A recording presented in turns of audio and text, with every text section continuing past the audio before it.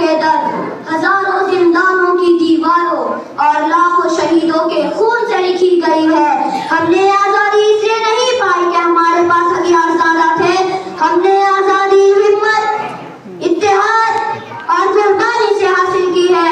भगत सिंह ने मुस्कुराकर फांसी कबूल की, अशफाकुल्लाह ने हंसते हुए अपने खून से तारीख लिखी, टीपू सुल्तान ने कहा था शेर की एक दिन की जिंदगी की दर की 100 साल जिंदगी से बेहतर है। रानी लक्ष्मीबाई ने अपनी सांस तक लड़कर बताया गुलामी कबूल करना हिंदुस्तानियों का शिवा नहीं है।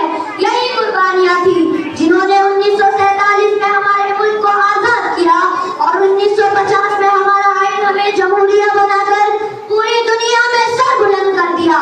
लेकिन अफसोस, आज जब हम इस मुल्क को देखते हैं तो दिल में एक सवाल उठता है, क्या ये वही हिंदुस्तान है जिसका खौफ हमारे शहीदों ने देखा था? आज के हालात देखकर दिल दुखता है। सियासत नफरत बेच रही है, झूठ सच पर गालिब है, नौजवान डिग्रियां लेकर दर भटक रहे हैं, गरीब इंसाफ के लिए लाइन में खड़ा है और ताकतवर के लिए कानून भी कमजोर पड़ जाता है।